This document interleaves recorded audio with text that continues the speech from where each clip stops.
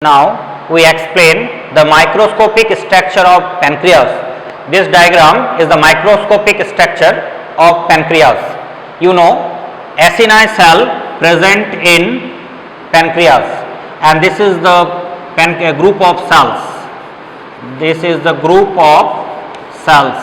Many cells have to present in that area, and this group of cell is called acini cell. An acini cell form pancreas. So pancreas is formed by acini cell. So forms pancreas, that means acini cell is participate to formation of pancreas. So many acini cell have to present. These are the acini cell. An acini cell have to collect with the help of main pancreatic duct. This is also connected, but we show only the one region. अब आप देखो कि यहाँ से जो main pancreatic duct है आपको मैं बता चुका हूँ. बोलो बच्चों, मेन पैनक्रियाटिक डक्ट का क्या नाम है? याद आ गया? Duct of Wilson. Main pancreatic duct का नाम है डक्ट ऑफ विल्सन. और accessory pancreatic duct duct of Santorini. तो main pancreatic duct duct of Wilson के फॉर्म में है, और इसमें से बहुत सारे पतले पतले ब्रांचेस अराइज हो रहे हैं. This are called pancreatic ductules. Ductules means small duct, and these small ducts have to combinedly form the main duct, and main duct secrete or release different type of enzyme, because these enzymes and pancreatic juice form in the acini region of this part. Okay, now this single round shaped structure is called islets of Langerhans. This is the endocrine part. Endocrine part, and mainly secrete hormones. Secrete hormones. So you know this gland is called mixed gland or heterocrine gland, because endocrine part and exocrine part both are present in this region. Now different type of cells present in this region. First, beta cell. Inner region is this cell red form. Inner region is called beta cell. That is the middle part. This is the middle region, and this middle region found delta cell, and peripheral region found alpha cell, and many small cell have to present in whole region. These are called PP cell. This is the small cell, and full name is pancreatic polypeptide. So beta cell, alpha cell, pancreatic polypeptide, and delta cell. This type of cells present inside islet of Langerhans, or you say that islet of Langerhans is formed with the help of this type of cell. At first, importantly, beta cell, only the beta cell secrete insulin. Beta cell secrete insulin hormone. Insulin is most important to convert glucose into glycogen in our body. In the time the glucose level have to maintain in our blood, so glucose not out from the urine. Otherwise, if the glucose out from the urine, then it called glycosuria, and the disease is called diabetes mellitus. Ketone body, if the liver have to break down, sometime ketone body also present in diabetes mellitus urine. So these are the beta cell, that is conversion of the glucose to glycogen and secrete insulin. Second, alpha cell, it secrete glucagon. Glucagon hormone. Glucagon have to vice versa function. They convert the glycogen to glucose. If glycogen in your body, glycogen deposit inside liver and spleen mainly. Other body part also present, but mainly glycogen deposit inside liver, the hepatocytic cell in the liver, and spleen. And when need, then they have to convert into glucose. So glycogen convert to glucose with the help of glucagon, and delta cell secrete somatostatin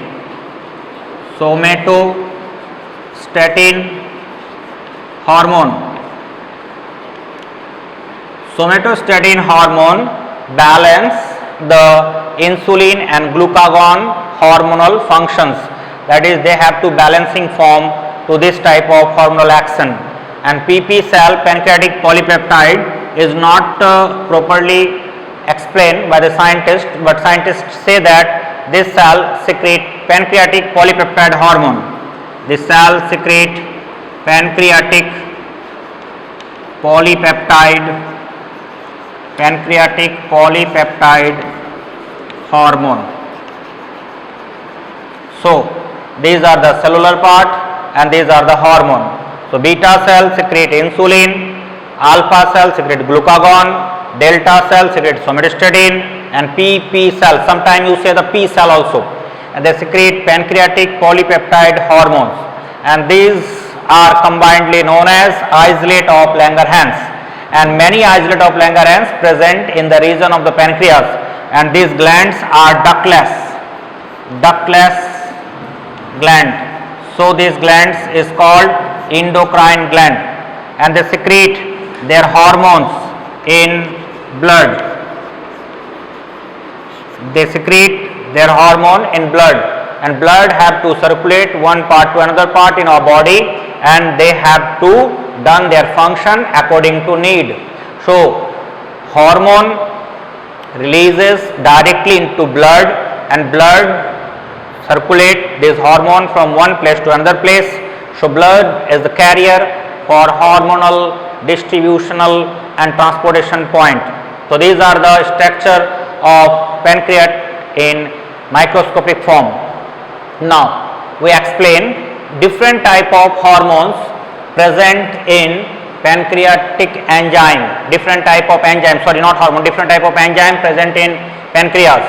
These enzymes are trypsinogen, chymotrypsin, procarboxypeptidase, prolipase, pancreatic alpha amylase, it called amylopsin, proteases, protein digestive part or protein digestion involved, pancreatic lipase, phospholipase, nucleases, DNA and RNAs. DNAs and RNAs students, जैसे हम कुछ भी खाते हैं, फल, fruits, अनाज, तो उनमें प्लांट्स के पॉइंट के जेनेटिक मटेरियल डीएनए या आरएनए के फॉर्म में होते हैं, यानी उसको भी हम खाते हैं, और उस डीएनए आरएनए को ब्रेक डाउन करने में nucleases DNS and RNA support करते हैं. तो जो प्लांट में या जो एनिमल मीट जो खाते हैं उनमें जो डीएनए होते हैं, उन डीएनए को बॉडी में आने के बाद ब्रेक डाउन किया जाता है, फिर उसके सिंपल फॉर्म न्यूक्लियोटाइड, न्यूक्लियोसाइड्स में कन्वर्ट किया जाता है, और उसके कन्वर्शन में DNS and RNS directly involve होते हैं. A fat digestive enzyme also found in pancreas, and fat digestive enzymes are collectively called स्टेप्सिन्स. तो जो इसमें फैट डाइजेस्टिव एंजाइम्स जो भी होते हैं उनको यहाँ पर कलेक्टिवली स्टेप्सिन्स नाम दिया गया है. और एक बात याद रखना कि जो पैनक्रियास के रीजन होते हैं या पैनक्रियाटिक, हम सिंपल बात करते हैं, पैनक्रियाटिक जूस जो होते हैं ये सपोर्ट करते हैं, it support to digestion of carbohydrate, protein, fat etcetera. यानी जो पैनक्रियाटिक लिक्विड्स होते हैं, जूस होते हैं, उसमें जो भी एंजाइम्स होते हैं, इसमें से बहुत सारे एंजाइम कार्बोहाइड्रेट के डाइजेशन में, बहुत सारे प्रोटीन के डाइजेशन में और बहुत सारे फैट के डाइजेशन में हेल्प करते हैं. यानी इन तीनों का डाइजेशन जो है ये पैनक्रियाटिक एंजाइमेटिक फॉर्म्स के द्वारा या पैनक्रियाटिक केमिकल्स के द्वारा, सॉल्ट्स के द्वारा इजीली हो सकता है, सबका डाइजेशन होगा. ओके, अब देखो प्रोलॉन्ग्ड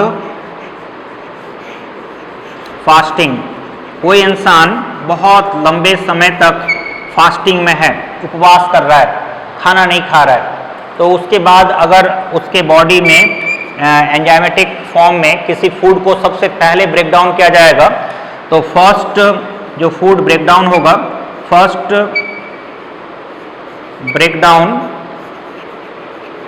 फूड जो होगा वो होगा कार्बोहाइड्रेट, यानी सबसे पहले कार्बोहाइड्रेट का ब्रेक डाउन होगा, कार्बोहाइड्रेट।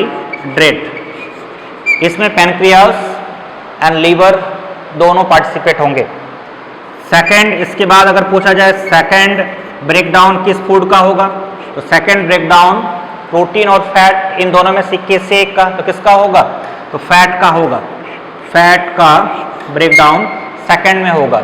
उसके बाद थर्ड स्टेप में आते हैं, थर्ड स्टेप में किस फूड का ब्रेक डाउन होगा, तो थर्ड स्टेप में प्रोटीन का ब्रेक डाउन होगा जो हमारे बॉडी में है। यानी कोई इंसान अगर लंबे समय तक भूखा रहता है, फास्टिंग करता है, उसके बाद उसके बॉडी में जो भी डिपॉजिट फॉर्म में एनर्जेटिक पार्ट, चाहे ग्लाइकोजन के फॉर्म में हो, चाहे एमिनो एसिड के फॉर्म में हो, चाहे फैटी एसिड के फॉर्म में हो, उसका मैं डायरेक्ट बिग फॉर्म को लिखा है कि वो कौन कौन ब्रेकडाउन, कैसे ब्रेकडाउन होगा। तो सबसे पहले ब्रेकडाउन होगा कार्बोहाइड्रेट का ग्लूकोज के फॉर्म में, सेकंड होगा फैट का, फैटी एसिड ग्लिसरॉल के फॉर्म में, थर्ड होगा प्रोटीन का। इन जनरल ये डाइजेशन होता रहता है, बट लंबे समय तक अगर हम फास्टिंग करते हैं तो इस प्रकार के सीक्वेंस देखे जाते हैं। तो प्रोटीन का, फैट का, कार्बोहाइड्रेट का, इसका सीक्वेंस दे देता है कि सबसे पहले डाइजेशन किसका होगा, तो कार्बोहाइड्रेट का होगा, फिर फैट का होगा और लास्ट में प्रोटीन का होगा। ऐसा इसलिए होता है कि इसमें एंजाइमेटिक रिएक्शंस को एक्टिवेट करना, और जिसकी नीड ज़्यादा होती है, कम ब्रेकडाउन से अधिक एनर्जी मिल जाते हैं, उनका यूज़ ज़्यादा होता है, या जिसका अमाउंट ज़्यादा होता है पहले उन्हें ब्रेकडाउन किया जाता है। तो अमाउंट के फॉर्म में हमारे लीवर में, स्प्लीन में, बॉडी के मसल्स में, हर रीजन में ग्लाइकोजन होते हैं। तो कार्बोहाइड्रेट फॉर्म को, ग्लाइकोजन कार्बोहाइड्रेट फॉर्म का ही पार्ट है, तो ग्लाइकोजन को ब्रेक डाउन करना ईजी होता है ग्लूकोज के फॉर्म में। फिर फैटी एसिड रहते हैं, बहुत ज़्यादा बॉडी में चर्बी होता है, तो फैटी एसिड जो होते हैं उनको ब्रेक डाउन करता है, और प्रोटीन स्मॉल अमाउंट्स में होते हैं, इसलिए इनका सीक्वेंस ऐसा होता है। तो एंजाइम के नाम याद रखना, जब मैं फिजियोलॉजिकल फंक्शंस के टॉपिक के एंड में physiological reaction of the digestion बताऊंगा, तो ये एंजाइम्स के नाम उस समय यूज़ करूंगा। तो ये एंजाइम्स के नाम में से कुछ क्वेश्चंस नीट में हर साल बन रहे हैं, तो आपको एंजाइम के नाम मैंने एक जगह लिख दिया। सभी एंजाइम इधर उधर जहाँ भी जितने भी पैनक्रियाटिक एंजाइम हैं उन सबको एक जगह पर लिखा है, आप इसे नोट डाउन भी करें और इसे याद भी करें। तो इस प्रकार से पैनक्रियाज और पैनक्रियाटिक जो भी माइक्रोस्कोपिक स्ट्रक्चर्स थे वो कंप्लीट हुए।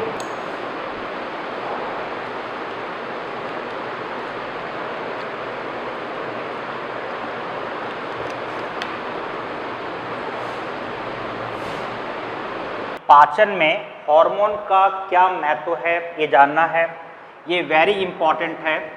और जैसे मैंने लास्ट डे कहा था कि जो एलिमेंट्री कैनाल के डायग्रामेटिक हिस्टोलॉजिकल स्ट्रक्चर से क्वेश्चन आते हैं, वैसे यहाँ से भी क्वेश्चन बन सकते हैं, और एक आपके बनते हैं एंजाइमेटिक रिएक्शन से। तो तीन जगह से डाइजेस्टिव सिस्टम में ज़्यादातर कॉमनली क्वेश्चन आते हैं।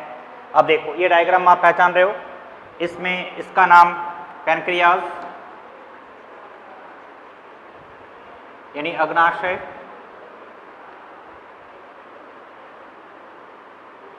ये स्टोमक, ये पित्ताशय यानी गॉल ब्लैडर,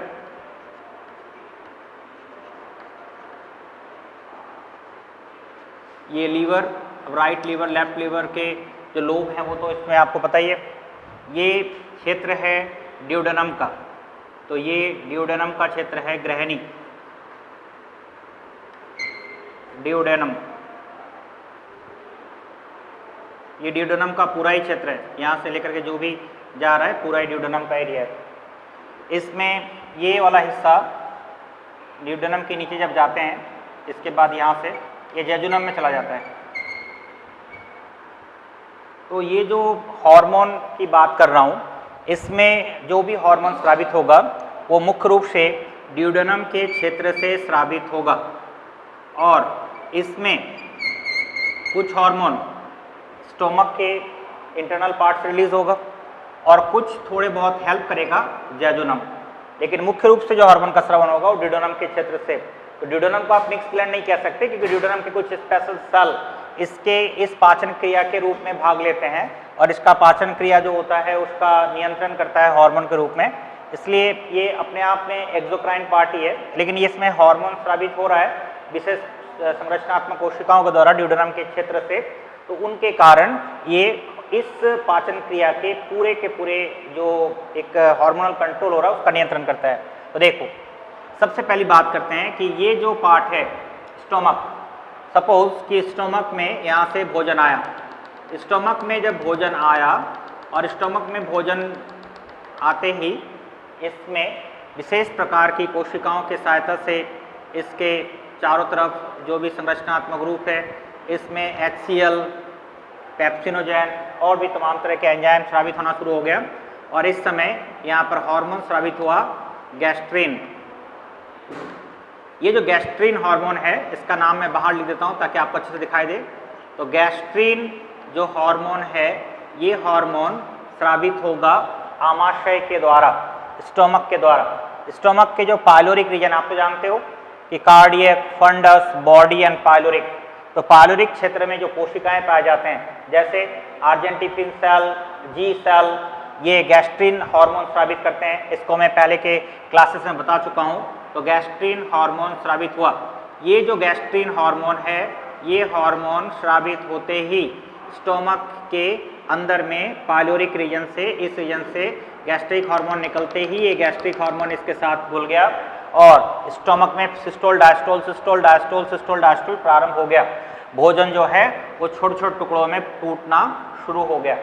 अब तो आपको पता है कि यहाँ पर जो कपाट होते हैं उन भोजन को अभी इस समय रोके हुए हैं और जब भोजन इसमें टूट जाएंगे और फिर ये धीरे धीरे यहाँ से ड्यूडेनम के क्षेत्र से गुजरेगा। अब देखो इस हार्मोन की क्रिया को रोकने के लिए इस ड्यूडेनम के क्षेत्र से एक हार्मोन स्रावित होगा और ये हार्मोन स्रावित होकर के स्टोमक के पास चला जाएगा।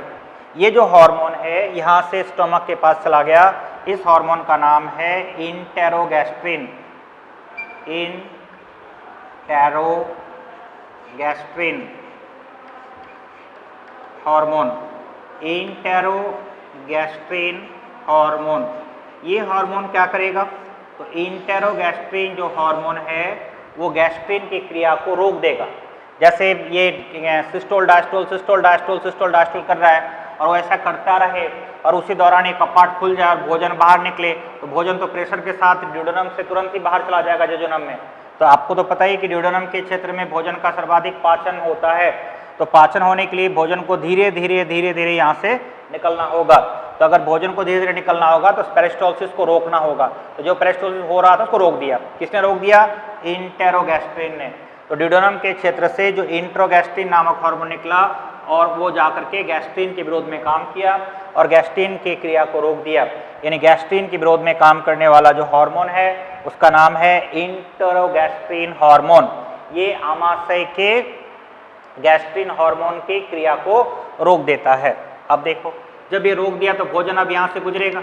अब भोजन धीरे धीरे यहाँ से पास आउट हो रहा है। जब भोजन यहाँ से पास आउट हो रहा है तो ये तो भोजन अम्लीय भोजन है, क्योंकि जब इसमें भोजन मिला था तो इसमें भोजन मिलने के बाद अम्ल मिला था, तो अम्ल HCl के रूप में प्लस भोजन जो मुख से आया था वो बोलस के रूप में था, क्योंकि लार प्लस भोजन को बोलस कहते हैं। तो यहाँ पर आकर के काइम बन गया था, CHYME काइम।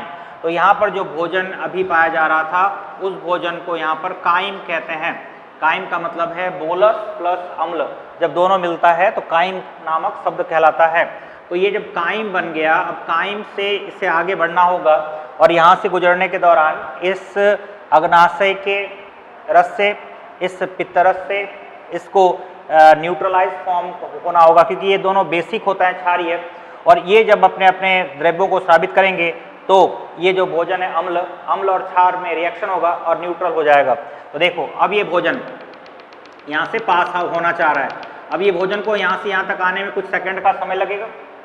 कुछ समय जो लग रहा है उसी दौरान यहाँ से जो ड्यूडेनम का क्षेत्र है यहाँ से एक हार्मोन चला गया गॉल ब्लैडर के पास और एक चला गया लीवर के पास। तो तो एक ही हार्मोन है जो दोनों जगह जा रहा है और इस हार्मोन का नाम है कोलेसिस्टोकाइनिन।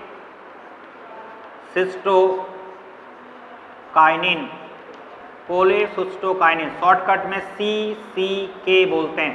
कोलेसिस्टोकाइनिन हार्मोन है। ये हार्मोन क्या करेगा, ये हार्मोन ड्यूडेनम के क्षेत्र से निकल करके पित्ताशय में जाएगा और पित्ताशय की क्रिया को उद्दीपित करेगा, क्योंकि इससे पित्तरस स्रावित करना होगा। फिर ये पित्तरस स्रावित करेगा और पित्तरस यहाँ से निकल करके यहाँ पर आएगा और इस नलिका की सहायता से यहाँ पर खुल जाएगा। अब पित्तरस यहाँ से तैयार है कि भाई आओ, अम्ल वाले भोजन हम तुम्हारे साथ रिएक्शन करने को तैयार हैं। बट हो सकता है कि अकेला पित्तरस उस अम्ल के साथ लड़ने में अक्षम हो, क्योंकि अकेला वो कम पड़ रहा हो उसमें। तो उस समय क्या होगा कि ये उसी दौरान एक यहाँ से एक और हार्मोन स्रावित होगा और ये हार्मोन यहाँ से निकल करके चला जाएगा अग्नाशय के पास कि भाई तुम जो है तुम भी अग्नाशय रस स्रावित करो। अब यहाँ से ड्यूडेनम से निकल करके जो अग्नाशय के पास जा रहा है इसका नाम है सिक्रीटिन।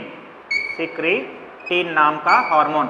ये सिक्रीटिन नाम का हार्मोन यहाँ जाने के बाद अग्नाशय में जो बाइकार्बोनेट सॉल्ट होते हैं, आपको पता है कि अग्नाशय में जो भी सॉल्ट्स हैं उसमें बाइकार्बोनेट भी पाए जाते हैं, तो बाइकार्बोनेट के स्रवण को उद्दीपित करता है और अग्नाशय की जो क्रिया होती है उसको भी उद्दीपित करता है। दोनों ही काम करता है।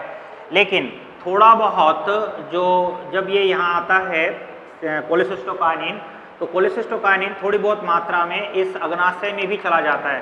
तो अग्नाशय में जाने के बाद अग्नाशय के जो एंजाइम होते हैं उन एंजाइमों को यहाँ से स्रावित करने के लिए उद्दीपित कर सकते हैं CCK। लेकिन याद रखिएगा सिक्रीटिन हार्मोन जो है ये हार्मोन ही मुख्य रूप से कार्य करेगा। अब बच्चे जो मैंने अभी बात बताया इसमें स्टूडेंट्स हमेशा कंफ्यूज रहते हैं, इसलिए मैंने दोनों नाम यहाँ लिखा नहीं, बता रहा हूँ, समझने की कोशिश करो कि अग्नाशय में अग्नाशय रस है, उसमें कई प्रकार के एंजाइम है, कई प्रकार के केमिकल है। अब देखो यहाँ से जो हार्मोन निकल करके अग्नाशय के पास जा रहा है उसका नाम है सिक्रीटिन। सिक्रीटिन ही मुख्य हार्मोन है जो यहाँ पर अग्नाशय को बाइकार्बोनेट सॉल्ट स्रावित करने के लिए उद्दीपित करेगा और अग्नाशय की जो क्रिया होती है उस क्रिया का भी नियंत्रण करेगा। लेकिन इसमें जो एंजाइम है अग्नाशय में, उस एंजाइम को स्रावित कराने में कोलेसिस्टोकाइनिन नामक हार्मोन सपोर्ट करता है। तो उसको मैंने जो एक्सप्लेनेशन पार्ट है उसमें लिख दिया है, अभी सिक्रीटिन के रूप में लिखा है ताकि कोई कंफ्यूजन ना रहे। तो सिक्रीटिन समझ में आ रहा है।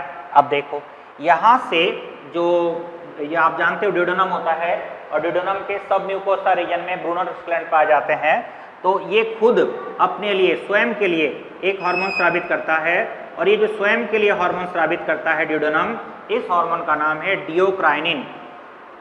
डियोक्राइनिन और ये गॉबलेट सेल को उद्दीपित करता है।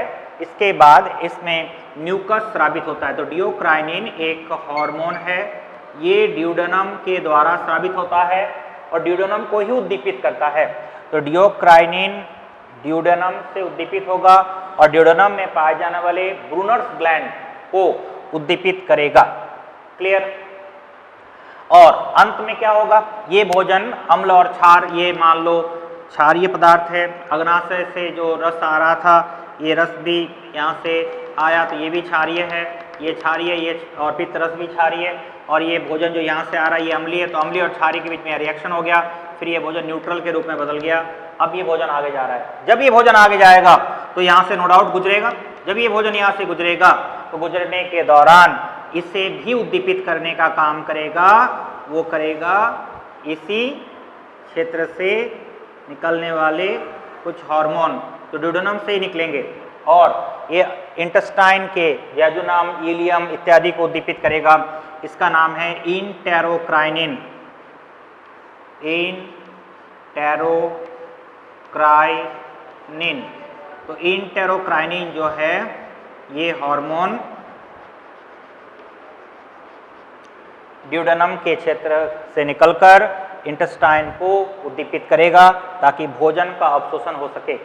अब इतने सारे नाम हो गए, बट सिंपली याद रखना है, एक एक करके पढ़ना है, आपको कोई कंफ्यूजन नहीं होगा। मैं दोबारा समझा रहा हूँ, फिर से एक्सप्लेन में आ रहा हूँ। अब देखो क्या क्या मैंने बोला। सबसे पहले भोजन जब यहाँ पर आया स्टोमक में, तो भोजन आते ही स्टोमक के आर्जेंटिफिन सेल और जी सेल इस क्षेत्र में गैस्ट्रिन नामक हार्मोन स्रावित किया, तो ये फैलना सिकुड़ना शुरू किया। गैस्ट्रिन हार्मोन यहाँ भी निकल सकता है, या ये जो आपके ड्यूडेनम क्षेत्र है यहाँ भी निकल सकता है, क्योंकि कभी कभी क्या होता है कि ड्यूडेनम को भी फैलना सिकुड़ना होता है और जेजुनम और ये इलियम तो सिस्टोल डायस्टोल करते ही हैं, तो उसको सिस्टोल डायस्टोल कराने में एंट्रिक नर्वस सिस्टम जो मैंने आपको डायग्रामेटिकली बताया है वो तो काम करता ही करता है, साथ में यहाँ पर गैस्ट्रिन भी काम करता है। तो गैस्ट्रिन की जो मात्रा होती है ये 98% तक तो जो है वो इसी स्टोमक के क्षेत्र में ही है, लेकिन लगभग 1-2% जो है वो गैस्ट्रिन ड्यूडेनम के क्षेत्र से भी निकल सकता है। तो गैस्ट्रिन नामक हार्मोन जो है ये 1-2% ड्यूडेनम के क्षेत्र से निकल सकता है और गैस्ट्रिन को उद्दीपित कर सकता है, यानी गैस्ट्रिन खुद निकलेगा यहाँ से और खुद इसको उद्दीपित करेगा। लेकिन मुख्य रूप से गैस्ट्रिन जो पाए जाते हैं वो पाए जाते हैं स्टोमक में।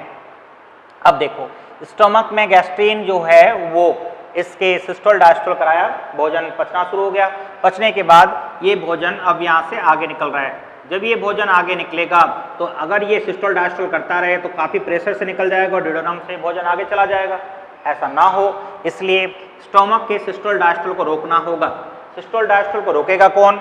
तो यहाँ देखो मैंने एक पीले रंग से डायग्रामेटिक फॉर्म ड्रॉ किया है, ये हार्मोन यहाँ आएगा। भाई ये कोई उड़ के तो आएगा नहीं, ये जो भी हार्मोन आ रहे हैं ये ब्लड में छोड़े जाएंगे और ब्लड के थ्रू इसका प्रवाह होगा, लेकिन ब्लड के थ्रू फंक्शन एरिया में जाके प्रवाहित होगा, फंक्शन एरिया में जाके वर्क करेगा।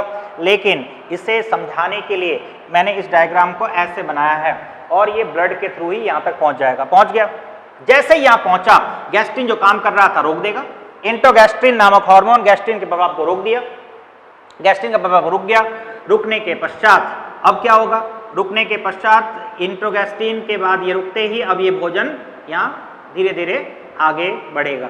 अब जैसे भोजन आगे बढ़ेगा, ये अम्लीय भोजन है, अम्लीय भोजन को काइम कहते हैं। काइम जब यहाँ से आगे बढ़ेगा तो आगे बढ़ने के दौरान यहाँ जो क्षार है, क्षारीय पदार्थ से ये रिएक्शन करे, इसके तत्परता को बढ़ाने के लिए अब देखो कौन कौन काम करेगा। ड्यूडेनम से एक हार्मोन निकलेगा, वो जाएगा अग्नाशय में, इसका नाम है सिक्रेटिन। सिक्रेटिन अग्नाशय में जाकर के बाइकार्बोनेट सॉल्ट के स्रवण को दीपित करेगा और पैनक्रियाज की क्रिया को नियंत्रित करेगा। दूसरा हार्मोन यहाँ से देखो जाएगा, वो जाएगा गॉल ब्लैडर में और लीवर के अंदर। गॉल ब्लैडर में और लीवर के अंदर जाएगा, उसका नाम है कोलेसिस्टोकाइनिन या सीसीके नामक हार्मोन। ये दोनों हार्मोनों के प्रभाव से यानी सिक्रेटिन और कोलेसिस्टोकाइनिन के प्रभाव से ये पित्तरस और ये अग्नाशय रस इस जगह पे आकर के स्रावित होगा। जैसे इस जगह स्रावित होगा, यहाँ से जो भोज्य पदार्थ आ रहे हैं अम्लीय, उसके साथ रिएक्शन करेगा। अम्ल और क्षार के बीच में रिएक्शन होगा, रिएक्शन के बाद ये न्यूट्रल फॉर्म में कन्वर्ट हो जाएगा। कन्वर्ट होने के बाद ये यहाँ से आगे बढ़ेगा। अब आगे बढ़ेगा तो जो इंटेस्टाइन के अग्र वाला भाग है, जेजुनम, इलियम, उसे पता नहीं है कि भोजन आ रहा है, उसे आगाह करने के लिए, उसे उद्दीपित करने के लिए यहाँ से एक हार्मोन स्रावित होगा, इसका नाम है इंट्रोक्राइनिन हार्मोन। और इंट्रोक्राइनिन हार्मोन यहाँ से निकलने के पश्चात फिर ये यहाँ जाएगा और इसको उद्दीपित कर देगा। जैसे उद्दीपित कर देगा, ये भोजन ग्रहण करके अवशोषण लेने के लिए एक्टिवेट हो जाएगा। इसके अंदर में जो पाए जाते हैं क्रिप्ट ऑफ लिवर खून, विलाई, वो सब उद्दीपित हो जाएंगे। किसके द्वारा? इंट्रोक्राइनिन हार्मोन के द्वारा। और इसके बाद अब देखो ड्यूडेनम के अंदर से ही ड्यूडेनम को उद्दीपित करने के लिए एक हार्मोन स्रावित हो रहा है, इसका नाम है डियोक्राइनिन हार्मोन। एंड डियोक्राइनिन हार्मोन जो है ये इसको एक्साइटेड करेगा और इसके बाद यहाँ पर म्यूकस का स्रावित होगा और म्यूकस जो होता है ब्रूनर ग्लैंड द्वारा स्रावित होता है। तो यानी ये डियोक्राइनिन ब्रूनर ग्लैंड को उद्दीपित करता है, एक्साइट करता है। तो ये कुछ हार्मोन के नाम हो गए, क्लियर। तो इस प्रकार से इसमें मुख्य रूप से 5 हार्मोन है, गैस्ट्रिन, सिक्रेटिन, इंट्रोगैस्ट्रिन, इंट्रोक्राइनिन और कोलेसिस्टोकाइनिन। तो इस 5 हार्मोन के आधार पे ही इसके रिएक्शन हो रहे हैं। और डियोक्राइनिन को अगर माना जाए कि इसके एक्सटर्नल मतलब ड्यूडेनम के खुद के फंक्शन के लिए, तो 6 हार्मोन है। इसी को मैं भी एक्सप्लेन कर